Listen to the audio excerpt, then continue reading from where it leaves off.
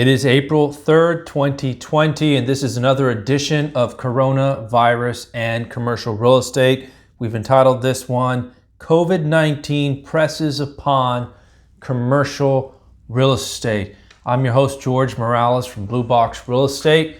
Thank you for tuning in once again as we take a look at the last few days worth of commercial real estate news as it relates to coronavirus. And we're going to jump right in.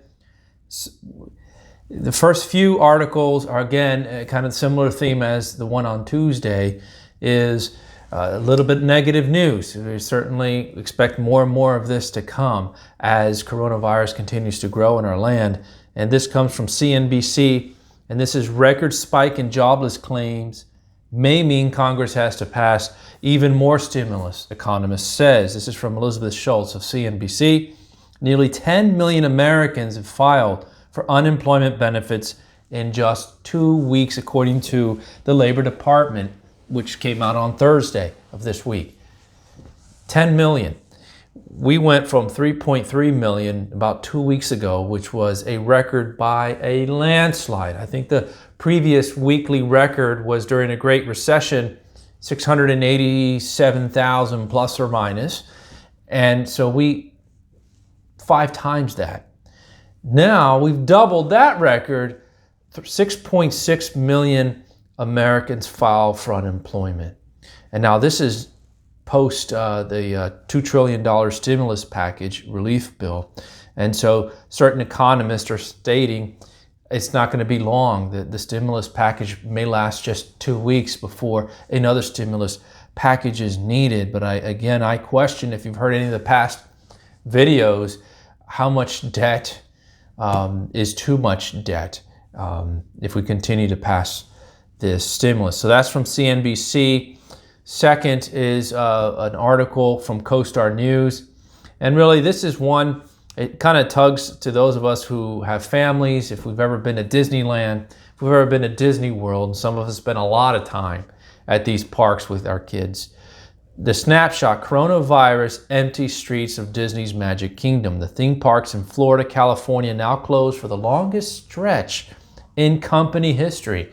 The longest stretch. It wasn't 9/11. It wasn't the Great Recession. I don't think Disney World wasn't around in the early 70s. So it wasn't the oil crisis of the late 70s. It's now coronavirus has kept Disney World, Disneyland closed. And not just Disney World, we're also talking Universal Studios and SeaWorld and Busch Gardens and all the different parks across our country that have been closed. And there's really, at this point, Trump has stated, President Trump, that he's looking towards April 30th as an opening in terms of trying to get back to normal or end the shelter-in-place conditions that we find ourselves in. Folks, I would be surprised if we're well into June before we can get back to some type of normal, whatever the new normal is going to be. First it was 2 weeks, then it was April 12th, now it's April 30th, and I think we're kind of slowly getting massaged into the reality that this is going to be here for the long haul, if not most of summer. Certainly, whatever happens with coronavirus is going to continue to impact Disney World. Disney's Magic Kingdom is the nation's most visited theme park with over 20.8 million visitors. That's from 2018. Disney said on March 28th they extended the closing indefinitely. So they had closed a few weeks before that, mid-March. But on March 28th they closed the parks indefinitely when it became clear that the nation would need at least through the end of April to get the coronavirus spread under control as infections and deaths mount worldwide. Now, the current closing has become one of the longest continuous shutdowns in Disneyland in California, which opened in 1955. So Disney World was, I believe, 1971. Yeah, I wasn't born yet. But 1955, it employs 35,000 people, Disneyland does, and 77,000 people in Disney World. Again, I don't know if these are mainly hourly employees or salaried employees. My guess it's mainly hourly, maybe a little bit of a mixture, but that's over 100,000 people right now who aren't working in just those 2 parks. Imagine if you combined all the parks together, and I'm not even sure if that's all the concession stands and whatever relates to that, hotels and so forth. The Orange County Register newspaper in California looking at past revenue and visitor data, recently projected that Disney's lost global revenue from the park closures could soon topple 500 million. And it says that the impact from canceled hotels could be more than 140 million. So we're talking $640 million so far in lost revenue for Disney World. And again, it's a place that we all know and love very well. We've gone with our children. Couple of positive notes. We are starting to see many in the private sector lend a hand to the fight in coronavirus. We saw, again, I'm posting these on blueboxre.com, posting these on our LinkedIn corporate page. Again, please go and subscribe or follow. Airbnb is offering up to $250 million in pandemic relief for vacation rental hosts. And if you read through the article, this came from CoStar News. Thank you, Randall Drummer. It goes back and forth. Is that enough? Is it too much? Yeah, a lot of folks had reserved their houses, condos, townhouses, and then the massive cancellation started coming. Well, there's no penalty to cancel through Airbnb if you do it in a timely fashion, but obviously it's left the host of these homes, and believe me, it's a big business. There are plenty of folks who buy property just to put them on Airbnb and keep that revenue coming. Well, that revenue is not going to come for a while now. So they're offering $250 million in pandemic relief for vacation rental hosts. Under Armour, another private sector, this came from CoStar News as well. They joined the list of companies working to combat coronavirus, and from my understanding is Under Armour is now going to be producing face masks and personal protection equipment for those on the front lines. It says here, Under Armour, the Baltimore-based sportswear firm, is the latest apparel company to join the fight in combating the spread of the coronavirus. In an announcement made today, the global company stated, this is from March 31st, stated that it had started manufacturing face masks, shields, and specialized fanny packs for both LifeBridge Health and the University of Maryland Medical System. As the pandemic continues to affect citizens everywhere, Under Armour's commitment to produce medical equipment places them on a growing list of retailers combating the virus, such as Fanatics, New Balance, Uniqlo, among others. On March 19th, Under Armour announced that it would be donating up to $2 million to support those impacted by the pandemic. We also saw, I posted a recent article on Boeing that's donating, I believe it was 3 kind of jumbo Dreamliner airplanes to help deliver cargo and medical supplies. Praise God, we're seeing, this is one of the blessings of being in America, in the United States. We're seeing the private sector step up, not necessarily at the coercion of the public sector, but in cooperation with the public sector to see where they can help.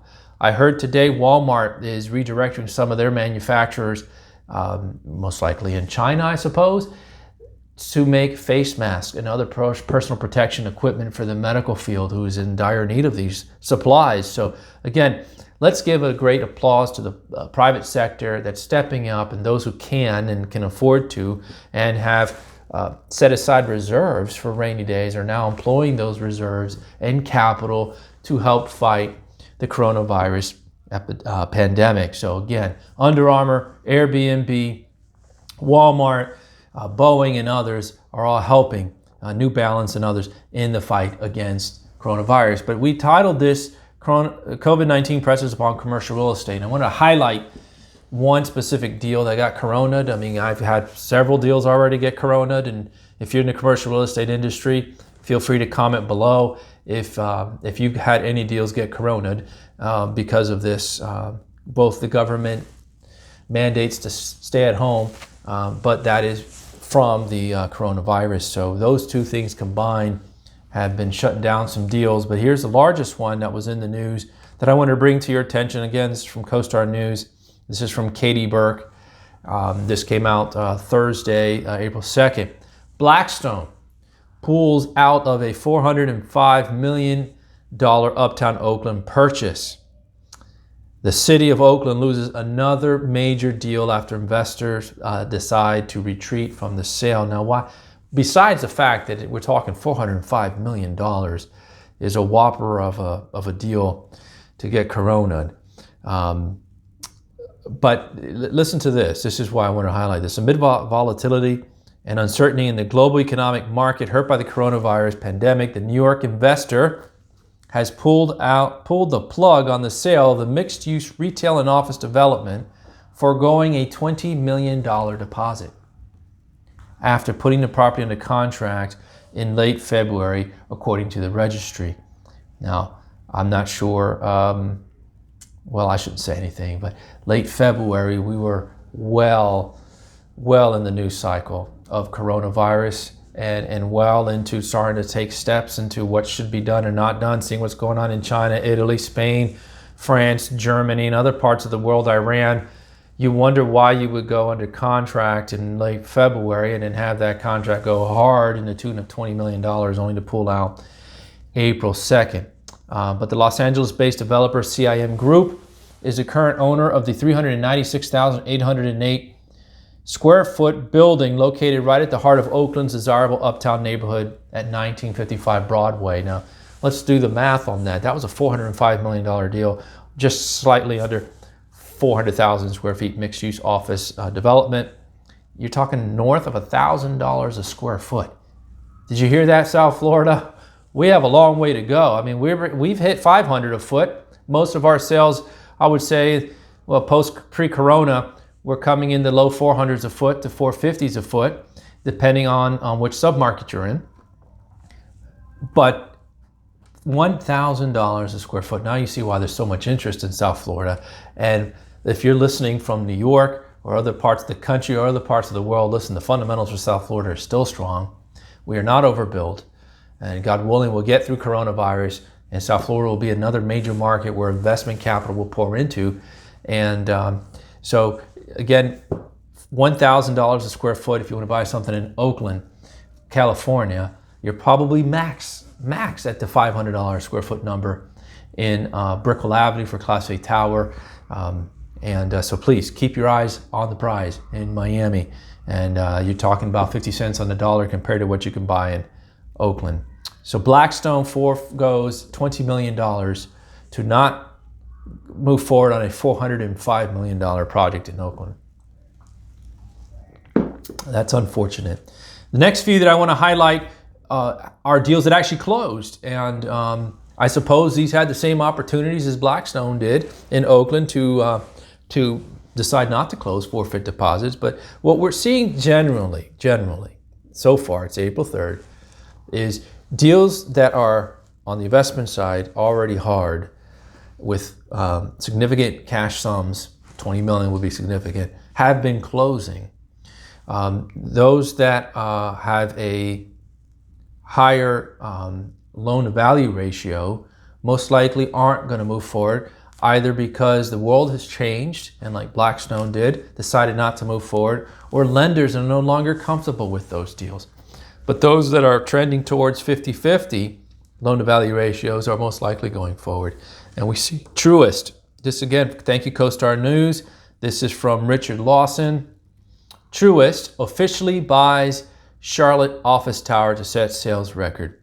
Okay, the deal was actually struck in December, but finally closed. Truest Financial officially owns its new headquarter building in Charlotte, North Carolina, after closing a record real estate deal for the city. Now, if you call who, you say, who is Truest Financial?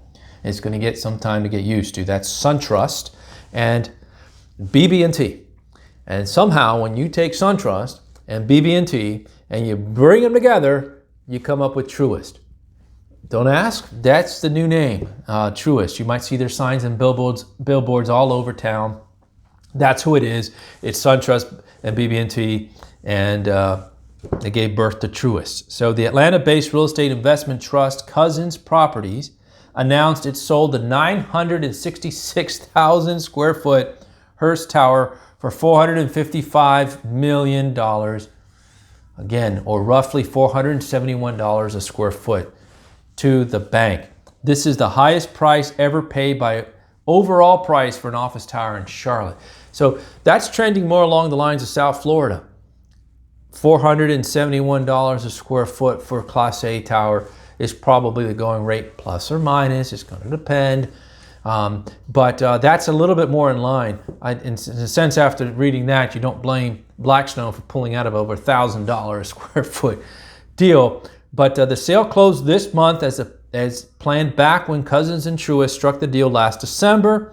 Truist, the merger between Winston-Salem, North Carolina's based BB&T and Atlanta-based SunTrust, signed a lease for the building last year that included the option to buy the tower in Charlotte. The 46-story building at 214 North Tryon Street has been renamed Truist Center. Okay, Truist Center.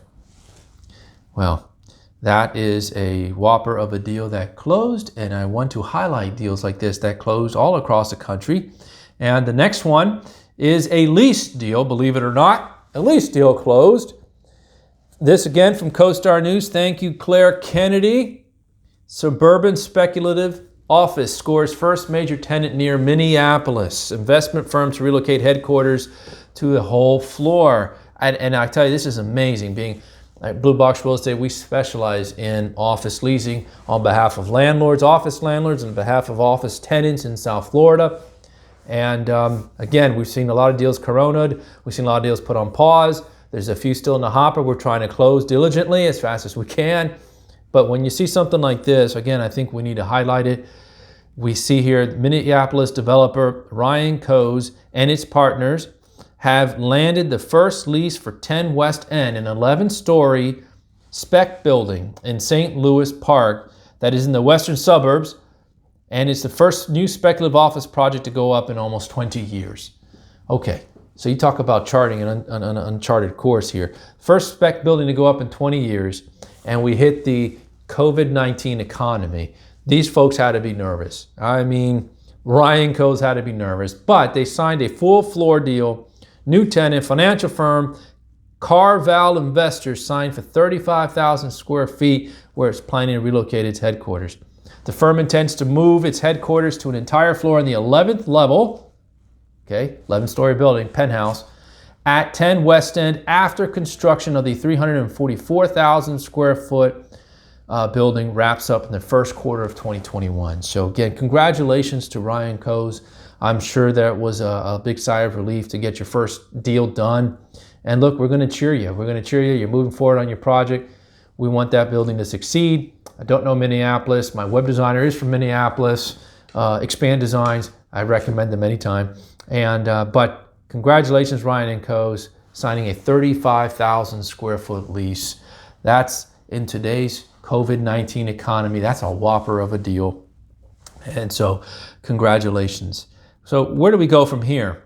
Well, there's another deal that closed, and it was in my backyard in the Doral office market. And I kind of know some of the ongoings of this deal, but the Dolphin Commerce Center, the South Florida office park, trades to Innovatus Capital Partners. And that just closed. Capital was drawn to the stable credit rent roll.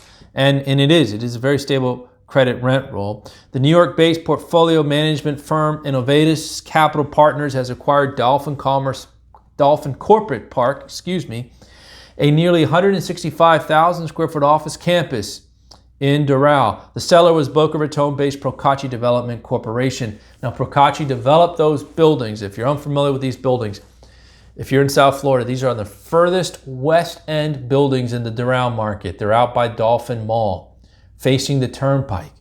And these buildings were built at a time, the highest rated hurricane impact resistant buildings in the market, bar none. Cat 5, backup power, impact windows, and you say, Minneapolis, Minnesota, by the way, Ryan Coes is probably thinking impact windows and Cat 5 rated hurricane buildings. I mean, we've been through a couple of downturns thanks to hurricanes in South Florida. So some developers, they do not mess around.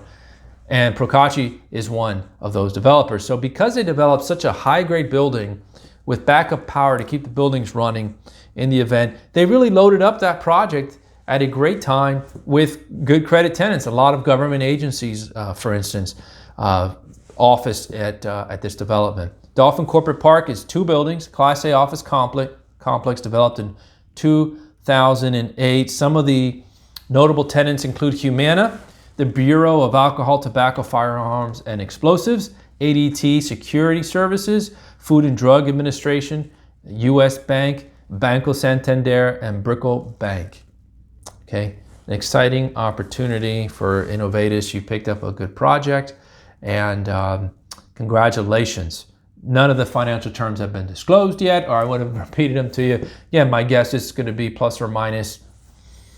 This is Doral. This is suburban. They don't have the revenue of parking that most urban buildings have. They also have rents probably in the mid-30s. So we're probably, you put a simple factor on it, probably at 300 to 325 a square foot is my guess, plus or minus. Somewhere in the low to mid 300s a square foot is what I believe the number will pencil in when it gets released. All right, the last article today. Listen, I am purposely trying to keep this shorter. I know we've gone a long time. We've been going 40 minutes. I'm trying to keep this closer to 25, 30 minutes. I see I'm on the 25-minute mark here. Lastly here, and this is a conversation that's going to continue to be had, and I'm getting ready to release a podcast on this.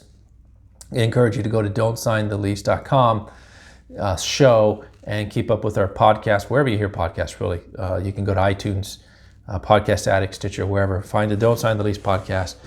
But this is an article, one landlord in New York prepares to support tenants amid delinquent rent payments. This is from Globe Street.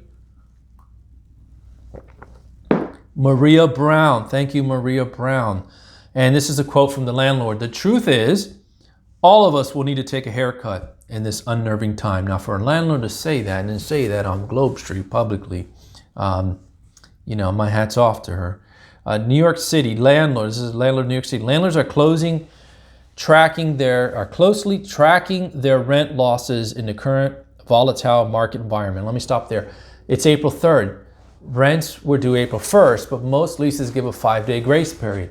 So by this time next week, we'll have a better picture of what the delinquency reports are going to look like. Which tenants made the payment. If they sent the payment to the lockbox April 1st, it hasn't even registered yet, and the reports probably aren't trickled down yet to the landlord yet as of April 3rd. Usually by the 3rd to 4th, landlords are able to take a look, or I should say property management companies, on behalf of the landlords are taking a look. Who hasn't paid on the 5th, and then the demand letters go out. And then if the demand letters, once they're received, aren't responded to within 3 days, then usually the default or the eviction process starts. How that's all going to play out, this is going to be a conversation we're going to track going forward. But here we have one landlord is closely tracking this.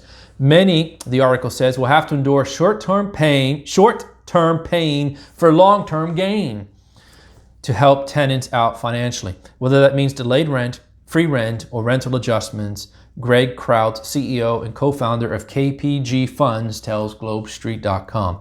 We really try to look at our tenants as our partners, and we will do what it takes to help them. The truth is, all of us will need to take a haircut in this unnerving time, he said. Kraut, continuing with the article, is a firm believer the office market will bounce back with more growth than before. Kraut, we're with you 100%. We're behind you. We will have almost no interest rates, significant stimulus for businesses and consumers, and hopefully a new spirit of camaraderie between public and private sector to get everybody back on their feet, he said. As far as what the market will look like when the coronavirus pandemic is over, KPG expects to see in the short term higher cap rates in Manhattan, which will make it a great time to buy light value add cash flowing assets. Kraut, I couldn't agree with you more. This is an excellent time for those who've prepared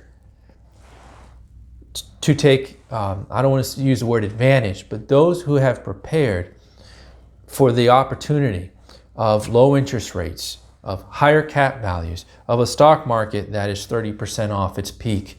This is going to be a good time for those who survive to perhaps thrive and come back stronger. And I think that's what Kraut is saying, that perhaps the stimulus plans, the rent forgiveness, rent paycheck plan that the government introduced as part of their stimulus, some of the small business loans, negotiating and talking with landlords to help maneuver through this time.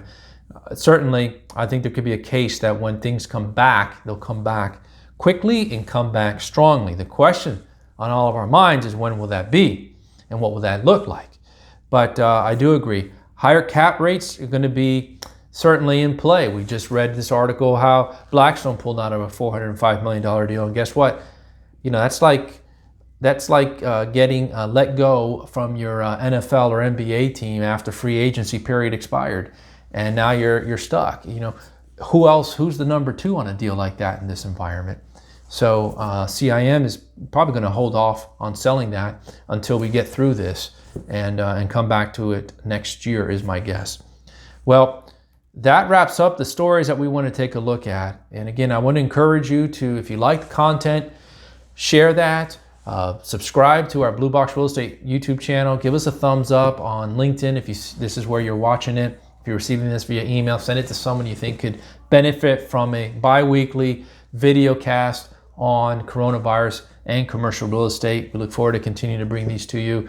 And look, God willing, the idea is that once we are past coronavirus, then we idle back down to a weekly look at commercial real estate in the news across the U.S. And we look forward to being your commercial real estate voice. Before we close, we like to end on a positive note with God's Word. This is one of my favorite Psalms. In fact, my parents' pastor likes to read this on birthdays. And we're not going to read the whole Psalm. It's Psalm 103, a Psalm of David. We're going to only read the first 5 verses, but it says this: "Bless the Lord, O my soul, and all that is within me. Bless his holy name. Bless the Lord, O my soul, and forget not all his benefits, who forgives all your iniquities, who heals all your diseases, who redeems your life from the pit, who crowns you with steadfast love and mercy, who satisfies you with good so that your youth is renewed like the eagles." If there was ever a time we need to bless the Lord and turn to him and forget not his benefits, it's now. It's a time like this. Remember, he forgives your iniquities if you come to him. Repentance and faith through Christ. He heals all your diseases. Who redeems your life from the pit. He crowns you with steadfast love and mercy, satisfies you with good so that your youth is renewed like the eagles.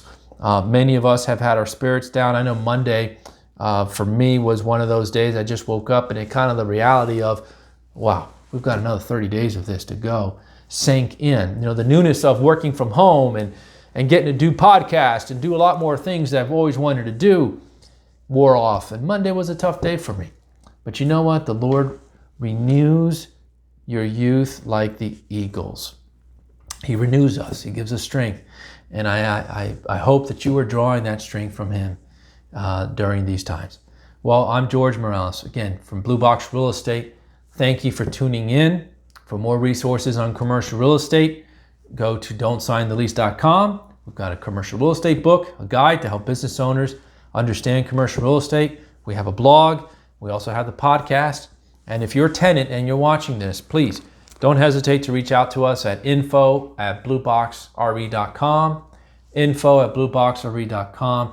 Call my cell, 305-562-2354 if you're anywhere in Florida. I would say South Florida. Look, we're all working from home. If you're anywhere in Florida and you have questions about your lease, send it to us. We're here. We're a team. We're ready to review it and discuss with you some options that you might have, or tell you just matter of fact what your lease says. But we're happy to help you in that process during these days. Again, thanks for tuning in. Look forward to talking to you again soon. Good day.